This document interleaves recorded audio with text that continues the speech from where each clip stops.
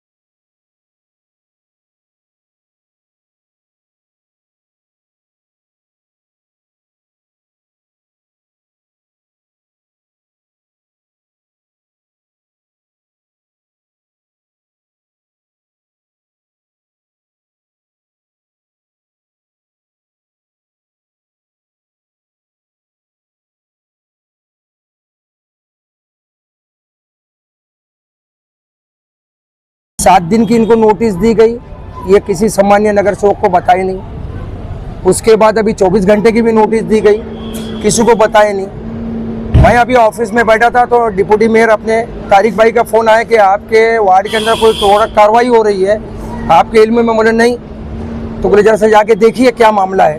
मैं यहाँ पहुँचा, सही चूने साहब से मिला। सही चूने साहब ने बताया मुझको कि इसके ऊपर आर्थिक धोखाधड़ी C1 का ऑर्डर घोषित किया गया है, क्योंकि उनकी लड़ाई हो चुकी है। वो C2 भी या C1, तो C1 घोषित हुआ है तो वो तो टूटेगी। इससे पहले भी 2017 में जब हम चुनाव जीत के आए थे, जब हमने इनकी मीटिंग ली थी ये मस्जिद वालों की, जिसमें बाबा बाउद्दीन था, मैं था, हमने अच्छा एक फैसला किया था कि इनको बनाने दो। मस्जिद की चाल है, मस्जिद का मामला है और आपको जो भी है कंस्ट्रक्शन चार्ज करके आपको मिलेगा। तो इनका मामला उसमें समझा नहीं और हमारा ऐसा बोलना है कि हम पॉलिटिकल उसके बीच में फिर क्यों जावे। तो मस्जिद का इनका मामला रह गया। अभी मुझको यहाँ आने के बाद मालूम पड़ा कि ये लोग ने वक्फ बोर्ड टर्मिनल के अंदर केस भी हार चुके हैं। तो बहुत सारा मामला है और सबसे पहले तो नगर सेवक हाथी करमन के अंदर उसका कायदा ही नहीं है जाने का। रहा सवाल इनका मामला क्या चल रहा था? इनका डिस्प्यूट तो पहले से केस चल रहा है, मतलब जमीन मस्जिद की है और ये बढ़ाने नहीं देती और वो गिर रही है, ऐसा इनका मामला हमारे मालूमात में भी इधर आया है।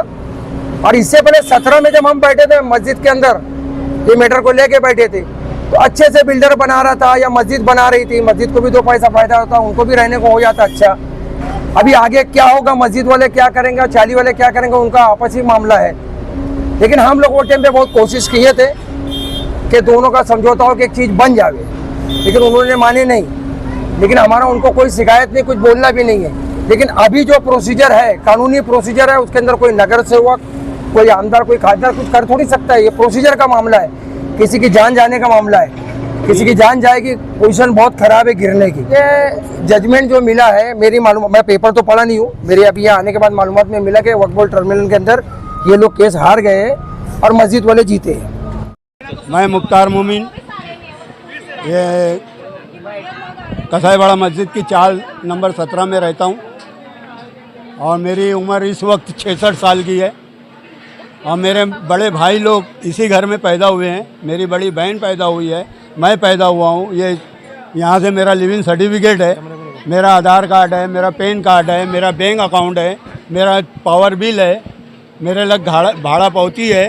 और ये जो चाल है, ये चाल अकबर कुंवारी बाला मियाँ दिवकर के नाम पे है, कसाईवाड़ा मस्जिद के नाम पे नहीं है। ये कसाईवाड़ा मस्जिद की चाल नहीं है, ये बाला मियाँ दिवकर की चाल है। बाला मियाँ दिवकर और अमीर पापड़ीकर और अकबर कुंवारी, इन लोगों ने दिया है कि भाड़ा तुम मस्जिद में देना। हम लोग 1 रुपया भाड़ा था मेरे वालिद के टाइम, फिर 2 रुपया किए। मेरे वालिद के इंतकाल के बाद मैंने 8 रुपया भाड़ा किया है, उसके बाद मेरा 20 रुपया भाड़ा बढ़ा है। 1986 में 1986 से मेरा 20 रुपया भाड़ा था। अभी ये नई जनरेशन आई है, रफ़ीक कुरैशी इससे पहले सदर थे, उन लोगों ने 20 रुपया भाड़ा ले रहे थे। और अभी इन लोगों ने आने के बाद हम लोगों को घड़ी घड़ी टॉर्चर करके तो हम लोग भाड़ा भिवंडी कोर्ट में भर रहे थे। तो इन लोगों ने कहा कि ये धार्मिक भाड़ा है, इसलिए इसको धार्मिक यानी वक्फ बोर्ड में डाला जाए। तो हम लोगों को इन लोगों ने वक्फ बोर्ड में डाला और वहाँ पे हम लोगों को ऊपर केस किया। हम लोग वहाँ से केस हारे, टूर्नामेंट में गए, वहाँ से हारे। तो हम लोग हाई कोर्ट में अभी इस वक्त हमारा केस चल रहा है। कहाँ रोड पे रहेंगे? किसी के पास घर थोड़ी ना है, किसी के पास कोई घर नहीं है, हम लोग रोड पे रहेंगे। हाँ, अगर यहाँ पे औरतें सोएगी, हम लोग मस्जिद में सोएंगे, हम लोग कहाँ जाएंगे? किसी के लिए घर थोड़ी ना। सब मासूम बच्चे, अभी मेरा पोता अभी 1.5 महीने का है। नहीं, झूठ बात है। एक 20 तारीख को नोटिस आई है और फट से कल एक 21 तारीख को नोटिस 24 तारीख को नोटिस आई है और 25 तारीख को ये धोखाधड़ी डाल के हम लोगों को 24 घंटे का भी टाइम नहीं मिला है। ये धोखाधड़ी इमारत है, टैग कमेटी से इसके ऊपर निर्णय हुआ है। दो आपस में पार्टी का ये था, उसको हमने एक ने C2 भी दिया था, एक ने C1 दिया था। टैग कमेटी में हमने उसको भेजा, टैग कमेटी वाले ने इसको इंस्पेक्शन किया। इंस्पेक्शन करने के बाद में टैग से निर्णय आया कि C1 इसको डिक्लेयर घोषित किया गया। इसके बाद में हमने हमारी फॉर्मेलिटी पूरी की और 7 दिन का नोटिस लगाया, उसके बाद 24 घंटे लगाया और आज आपके सामने देख रहे हो निर्मुक्त करके टोटल निष्कासित करने का प्रोसीजर चालू है। ये पहले हमारे बाप दादा जो थे वो लोग लिए थे ना, ये हम लोग तो थे भी नहीं, यही पैदा हुए। मगर हम लोग ये हमारी पगड़ी सिस्टम, कितने परिवार रहते थे? हमारे कम से कम 12-13 रहते थे। हमारे एक घर में 12-13 रहते थे। परिवार कितने थे? कितने लोग? 7 लोग थे, 9 परिवार। एक घर इन लोग जबरदस्ती दादागिरी से तोड़ डाले हैं और एक घर वो पैसे वाला था शौकत मोमिन, वो खुशी से मस्जिद को दे दिया। हम लोग के पास नहीं था तो ये देखो, ये हमारी नस्ल है। ये है। अजीज भाई, ये बताइए कि आज मस्जिद के पास जो चौल थी वो कई दिनों से उसका मामला चल रहा था, आज इसको डेमोलिश किया गया है और कई सारे इल्ज़ामात जो है मस्जिद के ट्रस्टियों पर लगाए गए, क्या कहना चाहेंगे आप? अस्सलाम वालेकुम रहमतुल्लाहि व बरकातुहू। पहले तो मैं तमाम लोगों को ये इत्तला करना चाहूँगा कि कुरैश नगर मस्जिद जो है वो सन 2011 से हम मोहल्ले वाले के जो लोग हैं वो संभालते आए हैं। 2014 में मस्जिद के मामलात में हम लोगों को ऑर्डर हुआ, ट्रस्ट में रिजवान निसार अहमद कुरैशी, अवैस सरवर कुरैशी, ज़की अब्दुल लतीफ़, मोमिन खलील अहमद मोमिन अमीन, कुरैशी अजीम मोहम्मद हमीद, शेख मुख्तार, मोमिन शकील, मोमिन आरिफ, मोमिन शरीफ, ये 9 लोगों को वक्फ बोर्ड में सेक्शन 42 के तहत एज अ ट्रस्टी कंसीडर किया गया और ऑर्डर पास किया गया। ये फर्स्ट ऑफ ऑल ये जो मेरा पॉइंट है, ये मेरे ट्रस्ट का पॉइंट है। तो ये आप देख सकते हो कि ये ट्रस्ट का पेपर है और ट्रस्ट का ये ऑर्डर है कि भाई ये 9 लोग जो है ये मस्जिद के ट्रस्टी है, कुरैश नगर मस्जिद, जिसे बांधन मस्जिद के नाम से भी जाना जाता है लीगली, ठीक है, ये लीगली ट्रस्ट है। ये मामला 2009 से मुसलसल हम लोग लड़ रहे हैं निज़ाम को सुधारने के लिए और अच्छे वक्त के साथ बदलाव लाने के लिए। अब ये मामलात में जब हम शुरू किए तो इसमें जो मस्जिद की चाल है जिसका घर नंबर 16 और 17 है, ये मस्जिद की चाल में पूरे एहलियान मोहल्ला कुरैश नगर और एतराफ़ के मोहल्ले वाले तमाम जिम्मेदारान और लोगों ने कई मरतबा वो मस्जिद के चाली वालों से मीटिंग ली, मगर उन लोगों ने हर फैसले को नाकार दिया, डिनाई कर दिया, जिसमें कई मरतबा ये हुआ कि भाई हम हॉल की बिल्डिंग में जो रहने वाले हैं उनको उसके एवज में 8 के बदले 8 खोली दी जाएगी। उसमें पहले एक खोली और थी, वो खोली बाद में मस्जिद के पोजीशन में आई, ठीक है, वो डॉक्यूमेंट के थ्रू उन्होंने काजी साहब ने हमें वापस दिया, मस्जिद को हैंडओवर किया। 7 खोली बची। 7 खोली 2014 से मुसलसल केस और फाइट में रही है, जिसके अगेंस्ट में पहले इन्होंने section of 8D rent act में चले गए सेफर साइड के लिए कि भाई इनको छोड़ना ना पड़े पोजीशन। वो पहले चाली आप देखेंगे तो 100 बाय 100 की एक चाली थी, मगर उसके आगे के इससे पहले वहाँ पे ना पर्दे बंधे जाते थे प्लास्टिक के जैसे पर्दे होते। तो हम लोगों ने इजाज़त दी कि ठीक है, जब तक आप लोग रह रहे उसको बना के आप लोग रह लो। तो वो दरवाज़ा बाहर आ गया। फिर उसके बाद वो बैठक हुई सारे लोगों के साथ में कि भाई ये चीज़ जो है ये मस्जिद को में शामिल करके मस्जिद में नमाज जनाजा की काफ़ी ज़्यादा तकलीफ है। हम लोगों को नमाज जनाजा मोहल्ले वालों को पढ़ना पड़ता है चांदारा में जाकर। आज भी वहाँ नमाज नहीं पढ़ती। तो वहाँ पे ये हुआ कि भाई मोहल्ले के आबादी बढ़ रही है तो हमको नमाज जनाजे का एहतमाम करना है और मस्जिद की चीज़ मस्जिद में शुमार की है, तो इनको वो जगह से हटा के दूसरी जगह पे ट्रांसफर दिया जाए तो जीरो कॉस्ट पे। वो खोली बनाई गई, इन्होंने डिनाई किया। फिर लोगों ने बैठे, काफ़ी सारे बिल्डर्स आए, बिल्डरों ने उनसे बात करी कि आप क्या चाहते हो, कैसे करना चाहते हो, वो डिनाई हुआ। फिर नगर सेवक जो हमारे थे वो लोगों ने मेहनत की, वो डिनाई हुआ। कुछ और बाहर के जिम्मेदार है, वो डिनाई हुआ। फिर हमने ऑफर किया कि भाई एक एक आदमी को 5-5 लाख रुपया कैश, हार्ड कैश देते और वो पैसा हम बाहर से कलेक्शन करेंगे और मस्जिद के अकाउंट से नहीं होगा, वो भी डिनाई हो गया। फिर ये बात आई कि भाई फ्लैट के बदले फ्लैट दो, तो जब फ्लैट दिखाना शुरू करे तो उनकी डिमांड थी विद रेरा सर्टिफिकेट चाहिए, 8 ईयर की एजिंग चाहिए, रजिस्ट्री मस्जिद करके देगी। अब ये सारा मामला शरई एतबार से एक शरई गिरफ्त में आ जाते हैं कि जो चीज़ें हम कर सकते थे हम बाहर से करने की कोशिश किए, मगर जब मस्जिद के अकाउंट पे या बैलेंस पे बात आई तो शरई गिरफ्त में आ गए। रीज़न ये था कि ये जो कब्जा था ये ना कोई आपका पगड़ी सिस्टम पे था और ना कोई एग्रीमेंट पे था। ये जैसा कि आप सुने होंगे कि मैं न्यूज़ में सुना कि भाई 1 रुपये किराए पर रह रहे, तो आप समझो गुर्बत का टाइम, वक्त की तकलीफ, हालात को देखते हुए वो तय किया गया कि भाई इनको रहने दो। मस्जिद ने या मस्जिद के उस वक्त के जिम्मेदारों ने इनको सपोर्ट किया। अब इसका मतलब नहीं है कि भाई वक्फ की प्रॉपर्टी को मैं ओनर बन जाऊं और मैं ओनर बन के उसके अगेंस्ट में डिमांड करूं। फिर लास्ट में ये आया कि भाई आप लोग एक काम करो, 17 लाख रुपया एक एक आदमी को प्रोवाइड करो, जिसकी डिटेलिंग हम लोगों ने वक्फ में भी दाखिल की थी कि लोगों ने इतना डिमांड किया, हम नहीं कर सकते, इसको केस लड़ा जाए। फिर कई लोगों ने मिलकर मीटिंग की, उसमें यह बात आई कि भाई एक काम करते हैं, आप लोग केस लड़ो, केस का जो कोर्ट का फैसला आएगा हम वो मंजूर करेंगे। तो ये डिस्कशन में हमेशा कोई ना कोई आदमी इन्वॉल्व रहे, चाहे वो रिजवान भाई रहे, चाहे वो अजीम भाई रहे, चाहे वो जकी भाई रहे, चाहे वो शकील चाचा रहे। ये लोगों ने हमेशा अपनी तरफ से हर एक इंडिविजुअल के साथ में बातचीत की ताकि वो मामला बना रहे और नुकसान ना हो। मगर खुलासा तब हुआ जब ये पता चला कि भाई इनके पास अल्टरनेट एकोमोडेशन अवेलेबल है। पहला वाला जो बंदा है दिलावर खान, उनका G+2 विजडम स्कूल के पास अवेलेबल है। सिराज अली बनारसी, उनके पास अच्छा हैवी फ्लैट अवेलेबल है। एक मुख्तार मोमिन करके, उनका आप देखोगे मस्जिद के सामने ही फूड कैटर्स करके दिया हुआ है, वो G+1 में रह रहे। अब एक ने गोडाउन बना लिया, एक ताला मार के मिल्लत नगर में रहने लगा। अब एक जो था मतलब वो कमरुन निसा करके जो लेडीज थी, उनके फैमिली वाले आए कि इलाहाबाद में इनकी प्रॉपर्टी है, इनको हम बोल रहे ले जाने, इनका महका है, इनका कुछ नहीं है, मगर कुछ वजूहात या किसी के दबाव में आके वो छोड़ना नहीं चाहते। अब ये जो पूरी चेन बनी, अब ये चेन बनी कि भाई ये पूरे जो है ये सब फाइट करेंगे और इनका मंशा ये कि हम मस्जिद बनने नहीं देंगे। अब जब कोर्ट का जब डिसीजन शुरू हुआ, तो जब हम कोर्ट अपीयर हुए तो 2022 में वक्फ ने इनको इल्लीगल एंक्रोचर डिक्लेयर किया। जब इल्लीगल एंक्रोचर डिक्लेयर किया तो इनको 42 डेज का टाइमलाइन दिया गया इन 2022। जैसा कि मैं न्यूज में सुन रहा था कि भाई हमको वक्त ही नहीं मिला, बताया ही नहीं गया।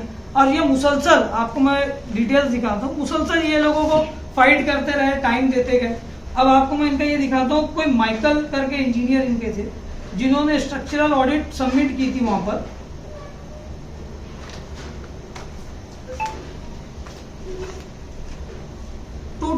की, ये आप देख सकते हो।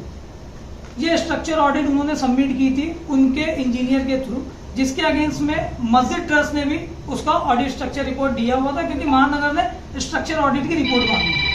अब सेकंड सिनेरियो ये हुआ कि इनका ये बोलना कि हमको टाइम नहीं दिया गया, हमारे साथ गलत हुआ। अब उनका जब पार्ट आया तो फिर इन्होंने माइकल के थ्रू इन ईयर द 22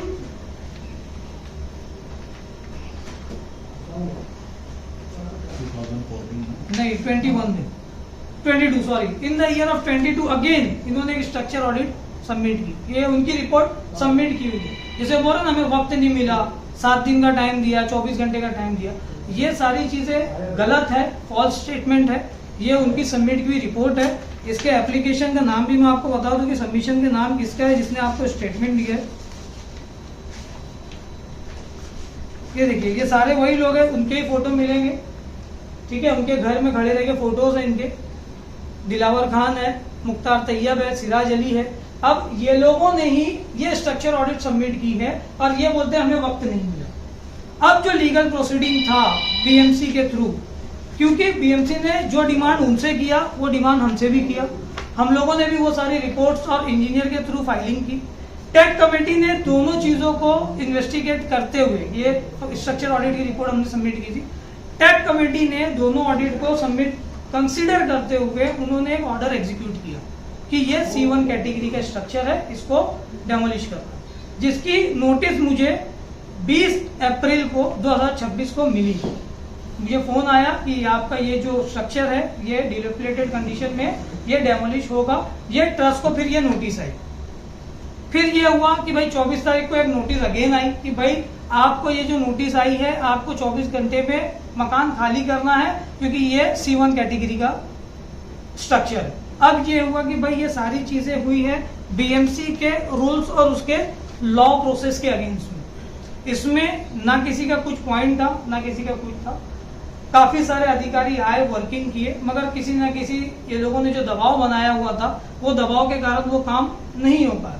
मगर अभी जेन्युइनिटी के साथ प्योरली जो काम हुआ है वो उन्होंने कंसिडर करके, क्योंकि 2014 से ये सिलसिला लोग प्ले कर रहे, टाइम बाइंग का काम चालू है। 2026 में आने के बाद ये प्रोग्राम एग्जीक्यूट हुआ और उसको आज 25 तारीख को उसको अमल में लाया गया और उसको डेमोलिश किया गया।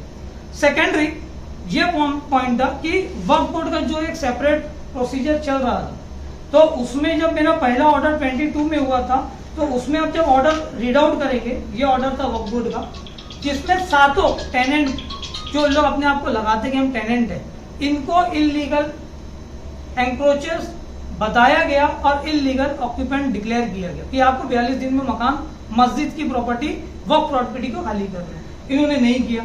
फिर वक्फ बोर्ड के जो CEO थे जुनेद साहब ने अपीयर किया ट्राइब्यूनल को। ट्राइब्यूनल के अंदर 2023 में ये ऑर्डर एप्लीकेशन सबमिट हुआ।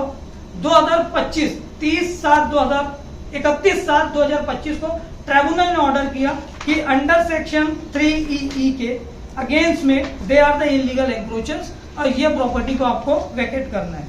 ड्यूरिंग द हियरिंग जस्टिस साहब ने एक चीज सेंटेंस वो की थी कि इन्होंने जो कम्युनिकेशन किया था कि ये वक्फ प्रॉपर्टी नहीं है, जैसे आप न्यूज में भी सुन रहे थे, वहां पे भी उन्होंने ये प्रेजेंट किया, ये हमको वक्फ हुई है, ये हमारे लिए वक्फ हुई है। तो स्टेटमेंट ये था कि पहले ये समझो कि वक्फ होता क्या है और वक्फ किसके लिए होता है। अल्लाह की मिल्कियत है, उसको आप अपनी जाती प्रॉपर्टी ना समझें। अब जब ये ऑर्डर हुआ, ये ऑर्डर जब हुआ तो ये ऑर्डर आप देखोगे सेक्शन 3EE का सेक्शन आप देख लीजिए, इसमें क्लियरली ये डिक्लेयर्ड है कि जो आदमी टेनेंट नहीं है, मुतवल्ली या उन्होंने उनको टर्मिनेट किया है, वो इलीगल ऑक्यूपेंट और इलीगल एंक्रोचर्स है, उनका कोई राइट नहीं है मस्जिद की वक्फ प्रॉपर्टी। थर्डली जब ये एग्जीक्यूशन हुआ वक्फ के साथ में, ट्रिब्यूनल के साथ में, तो वक्फ ने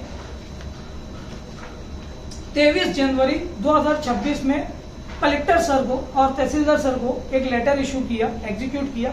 वो अपनी पावर को यूटिलाइज करके वक्फ प्रॉपर्टी को इवेक्ट करे, इवेक्शन का प्रोसीजर एग्जीक्यूट करे और ये प्रॉपर्टी ट्रस्ट को हैंडओवर करे, जो कसाईवाड़ा ट्रस्ट की टीम अवेलेबल है। अब ये सारी चीज प्रोसीजर जो मैं आपको बता रहा हूँ, पूरे ऑर्डर्स कॉपी है, पूरी डिटेल्स में। इसमें कोई भी बायर्स नहीं है, इसमें कोई भी ऐसा चीजें नहीं है कि भाई ये चीज ऐसी चल रही है। अब ये सारे प्रोग्रामिंग में आपको मैंने सारी चीजें ये शो करने की कोशिश इसीलिए कर रहा हूँ कि जो एलिगेशन लगाया जा रहा है ये एक तरीके से लोगों को गुमराह किया जा रहा है। अब इसमें आप देखोगे तो इसका असेसमेंट, ये प्रॉपर्टी जैसे बताया गया ये कसाईवाड़े के नाम पे नहीं है। तो आप ये देखिए, जो अप्लीकेंट होता है, हमेशा जो भी अप्लीकेंट होता है, जैसे रिजवान भाई कई जगह अभी मस्जिद में पिछले 15 साल से एप्लीकेशन डाल रहे हैं, तो टाइटल के साथ में रिजवान भाई का नाम अटैच होता है। तो उस वक्त जो रजिस्ट्रेशन हुआ था वो अकबर साहब के नाम से हुआ था, वो टाइम के वो ट्रस्टी मेंबर्स में थे। अब वो मेंबर जो कंटिन्यू चला तो कसाईवाड़ा बांधन मस्जिद ट्रस्ट और वो अकबर कुआरी, क्योंकि वो टाइम में ट्रस्ट में थे, अब पेपर वो करते थे। आज की पोजीशन पे मैं पेपर कर रहा हूँ तो हर पेपर पे आपको हर ऑर्डर पे मेरा नाम मिलेगा। जैसे आप कोई भी ऑर्डर चेक करोगे ना तो वो ऑर्डर पे मेरा नाम मिलेगा कि ये जो ट्रस्टी है वो ट्रस्टी का नाम अप्लीकेंट में आता है। ये देखो इसमें मेरा नाम है। क्यों? क्योंकि अर्जीदार मैं ट्रस्ट के बिहाफ में, ट्रस्ट के केयर ऑफ में, हर जगह हर ऑर्डर में आपको मेरा नाम मिलेगा। ये देखिए, अब इस सब अब ये सारी लड़ाई सिर्फ और सिर्फ इसके लिए की जा रही है कि वक्फ मिल्कियत को बचाया जा सके, क्योंकि हम लोग उस कुरैश नगर मस्जिद ट्रस्ट के जिम्मेदार हैं। हम हम किसी के साथ कोई भी गलत गैर शरई काम करना पसंद नहीं करते, ना ही किसी को नुकसान देना पसंद करते, मगर नाहक वक्फ प्रॉपर्टी पे किसी को कब्जा करके रहने भी नहीं दे सकते। ये हमारी अहम जिम्मेदारी है। हम मुसलमान हैं, हमें चाहिए वक्फ मिल्कियत की हिफाजत करें, ना फिर उसमें कब्जा करके ये बना ले कि भाई सिंपैथी हासिल करके मैं उस चीज़ को कंट्रोल में रखूं। ना वहाँ पे कोई बिल्डिंग बनने वाली है, ना वहाँ पे कोई ऐसा डेवलपमेंट होने वाला है। वो प्रॉपर्टी मस्जिद में शुमार इसके लिए की जा रही है कि जुमा का दिन और ईदैन के दिन रोड पे गटर और नाले पे नमाज पढ़ना पड़ता है। आज पिछले कई सालों से मस्जिद का स्ट्रक्चर अधूरा है। आप देख लो, मस्जिद के इतने नुकसानात हुए, उसमें इतने नुकसानात हुए कि आप 2014 अगर वो कंस्ट्रक्शन होता तो क्या कॉस्ट आता, और 2026 में करूंगा तो क्या कॉस्ट आएगा। ये नुकसानात को कंसिडर नहीं कर रहे। आज आदमी बोल रहे सिंपैथी ले रहे, हम रोड पे जाएंगे। अरे तुम्हारे पास अल्टरनेट होम है। मैंने एक पे ये स्टेटमेंट, जो फर्स्ट एक घर था, मैंने ये भी सुना उसने 33 लाख रुपए में सामने वाले जगह का सौदा कर रहे, डिनाई हो गया। 33 लाख रुपए जो आदमी दे सकते हैं, 15 लाख रुपए हैवी दे के आदमी G+1 बना सकते हैं। मकानात को भाड़े पे दे के यहाँ कब्जा करके गोडाउन बना के रखे, और फिर सिंपैथी दिखा रहे कि ट्रस्ट वाले गैर कानूनी काम कर रहे हैं, हटदर्मी कर रहे हैं। सारी बातें झूठ है। पुलिस डिपार्टमेंट ने अपना फर्ज अदा किया, BMC ने उनको अप्रोच किया, BMC ने फैसला अपने जेन्युइनिटी पे किया, क्योंकि उनके पास जो दस्तावेज थे उसको चेक किया, इन्वेस्टिगेशन किया, उसके अगेंस्ट में C1 डिक्लेयर किया। ये सारा जो प्रोग्राम हुआ ये पूरा लॉयल्टी के ग्राउंड पे हुआ है। ये जैसे इल्जाम आ रहे हैं कि ब्राइब लिया हुआ है, पैसा दिया गया है, पैसा लिया गया, हरामखोरी का काम एक गलत आदमी कर सकता है। हम 14 साल इसके लिए लग गया क्योंकि हम हक की लड़ाई लड़ रहे हैं। अगर ये सब चीज करना होता तो पहले 2 साल में ले आते। तो हम लोग गलत चीजों को पसंद भी नहीं करते और गलत काम करना न करने देंगे न करना चाहते। और ये सारे मामला इस वजह से उठ रहे हैं क्योंकि सुबह तक ये था कि भाई हम लोग फिर से दबाव बना लेंगे, बड़े बड़े सब लोगों को फोन करवा देंगे। जैसे मुझे 2-3 धमकी के फोन आए, बहुत सारी बातें आई। मैंने सिर्फ इतना बोला कि पहले ये समझो कि आप बात किससे कर रहे हो। तो जैसे ही वो पता चला तो उसने माफी तलाफी की, भाई गलती हुई, पता नहीं था कि ये नाम आपका है या आपके मस्जिद के मामला थे। और इसमें सबसे बड़ी बात, कुछ लोग ऐसे भी थे जो जिम्मेदार थे, ढके छुपे अंदाज में, भाई देखो अगर ये टूटा तो बहुत सी आफतें आएंगी, कहीं मस्जिदों पे नुकसानात ना आ जाए, को नुकसान देने की भी मस्जिद ना टूट जाए, आप ये देखो ये तक ये हद तक ना गुजर जाए। जिम्मेदार शख्स, मैं नाम नहीं बोलूंगा मगर जिम्मेदार शख्स, जब ये सब मामला आए तो मैं बोला भाई सबसे पहले तो आपको उसको अपोज करना चाहिए जिसके फेवर में आप बात कर दो। जो इंसान इतनी बड़ी बात बोल सकता है तो उसको मुसलमान आप कैसे क्या वो करोगे कि वो मुसलमान कैसे? ठीक है, अब सारी चीजें बात, ये सारी चीजें डॉक्यूमेंटेशन के पार्ट में मेरे पास हर चीज का डॉक्यूमेंट। आप 7/12 देखो, चाहे असेसमेंट देखो, ये सारे असेसमेंट भी जो है घर नंबर 16 के कसाईवाड़ा मस्जिद से घर, जो बोला गया ना ये घर मस्जिद का नहीं है, असेसमेंट पे मेंशन है, ये गवर्नमेंट रिकॉर्ड है। ये घर पट्टी मस्जिद भरती है, घर पट्टी बानन मस्जिद की मिल्कियत। हाँ, जिसने वक्फ किया, एक बार कोई प्रॉपर्टी वक्फ हुई तो वो अल्लाह की मिल्कियत है, उसकी हिफाजत कौम मुस्लिम की है। आज मुस्लिम माशरे की हालत ये हो गई है, भिवंडी की हालत अगर मैं देखूं, और मैं बहुत जिम्मेदारी के साथ ये बोलूंगा, ये जो 4 ऑर्डर है ये भिवंडी के तारीखी ऑर्डर है। आज तक ये ऑर्डर नहीं हो पाया, रीजन ये कि इतनी लंबी लड़ाई कोई नहीं लड़ता। 14-12 साल लड़ने के बाद ये ऑर्डर हाथ में आया है। 12 साल में मैं समझता हूं हर चीज की कुर्बानी हमने दी है, वक्त की, नौकरी की, घर बार की, पैसों की, और अल्लाह गवाह है इस बात का कि हमने आज तक 1 रुपया हराम है जो मस्जिद के मामला में इस्तेमाल किया। बहुत जिम्मेदारी के साथ बोल रहा हूं, हम ये सारी चीजों को बहुत अच्छे तरीके से काम करते हैं। जो काम सही है वही करते हैं, जो नहीं है उसे छोड़ देते हैं। और कोई गलत कर रहा है तो उसको बोलने की ताकत है। तो ये सारे मामला इस चीज के हैं। आज का जो प्रोग्राम हुआ, मैं उन सभी लोगों को इस बात के बारे में वो कहूंगा कि आप अपने हक के लिए लड़ो और अपने हक की लड़ाई लड़ो, भले से फैसला देर से, मगर ईमानदारी से अल्लाह उसके रसूल को मानते हुए सारे काम करो। जो इल्जामात लगे मैं इसका बदला बरोज़ मैशर जरूर इसको वो करूंगा, क्योंकि ये मैं चीज को काबिल नहीं करूंगा जो मेरे पर इल्जामात लगाए गए। आप जिस चीज की हकीकत नहीं जानते आप इल्जामात ना लो, ना मेरी आइडेंटिटी जानते हो, ना मेरी नौकरी जानते हो। जैसे किसी की मैंने स्टेटमेंट सुना कि बोले वो शब कदर पे अवेलेबल नहीं था, ठीक है। अब मैं वो चीज़ बताता हूँ आपको, मेरा मोबाइल देना, ठीक है। मैं as a regional director perform करता हूँ। पूरे रमज़ान महीने में बहुत मुश्किल से 4 या 5 रोज़ा मैं घर पे खोला, बाकी सारा रोज़ा मैं मेरे घर ऑफिस में खोला। नमाज में करिश्मा में पढ़ता था, वहाँ नमाज अदा करके मैं वापस ऑफिस चला जाता था कि मेरी ऑफिस के नियर बाय है।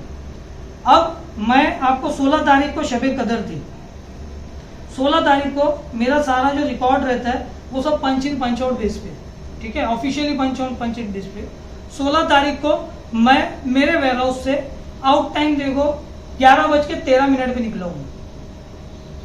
11:13 पे निकला हूँ। ये मेरा फोटोग्राफ्स है और ये फोटोग्राफ्स के साथ में मेरा ये एग्जिट टाइमिंग, ये ऑफिस का फोटो है मेरा, कैप्चर्ड होता है तो ये एग्जिट होता है, फेस आइडेंटिफिकेशन है, ठीक है। अब ये पार्ट जो था ये मेरा इन एंड आउट टाइम था और ये मुसलसल वेयर हाउस का शेड्यूल था।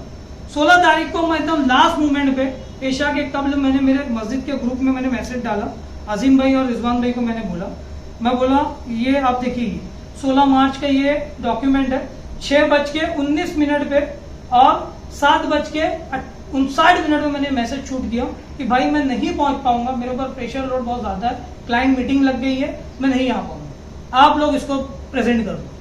पूरा डेटा डिटेल्स के साथ में सिर्फ और सिर्फ कसाईवाड़े में ये प्रेजेंट होता है। ये एक्सपेंसेस की डिटेल्स थी, इसके पूरे शेड्यूल समरीज थी, क्या एक्सपेंसेस है।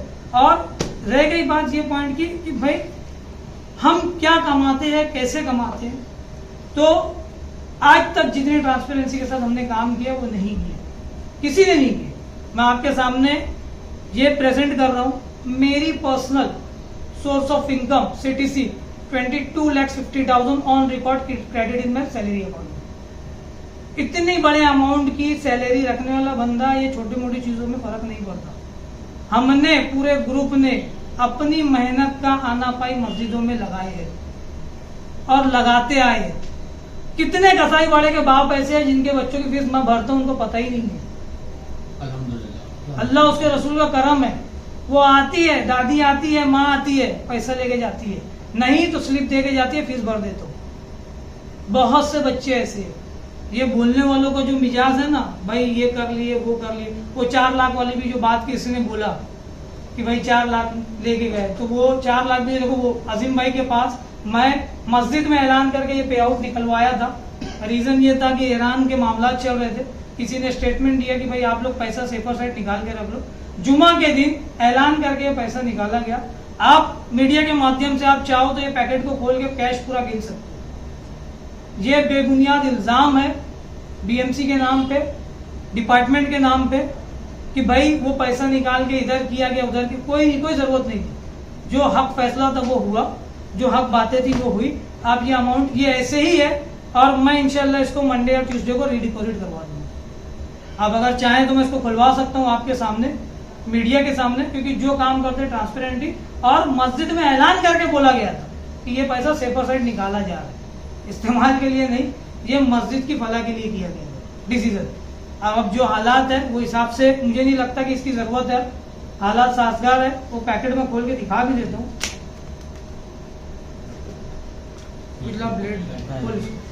अब रह गई नहीं शो ऑफ कर रही, वो मैटर ही खत्म हो जाएगा। जितना फॉल्स स्टेटमेंट, आप अगर कोई शरई चीज नहीं जानते, जैसे कुछ सेंटेंस सुनने में आया कि सब नाजायज है, सब नाजायज है, सब हरामकारी वाला काम है, ये कर दिए वो कर दिए, आप पे मुसीबत आई तो आप इतना ज्यादा बात कर रहे हो, जबकि वो मिल्कियत आपकी जाती नहीं है, वो वक्फ प्रॉपर्टी अल्लाह की मिल्कियत है। क्या मुंह दिखाओगे कल भरोसे मैचर परवरदिगार की बारगाह में कि कितना मकरो फरेब करके तुमने एक मस्जिद के काम को रुकावट डाला।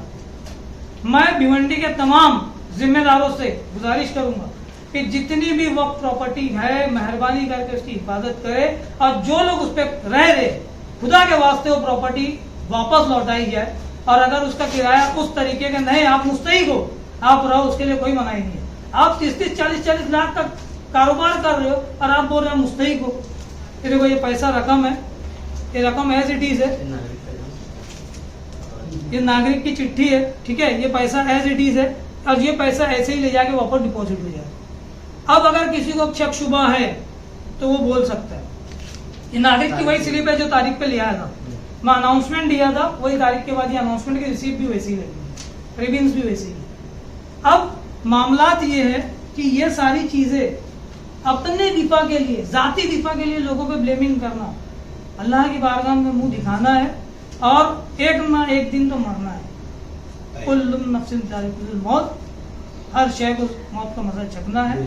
तो आप ये समझ लो कि जो स्टेटमेंट आज आप सब लोगों ने अपने लिए दी हो, ये सब मेंबरान मिलकर ये चीज को अल्लाह की बारगाह में रखेंगे भी और कल भरोसे में से इसका जवाब लेंगे, क्योंकि जिस तरीके से ये काम हुआ है ये बहुत ही गैर जिम्मेदाराना और बहुत गैर तरीके से ये बात की गई है।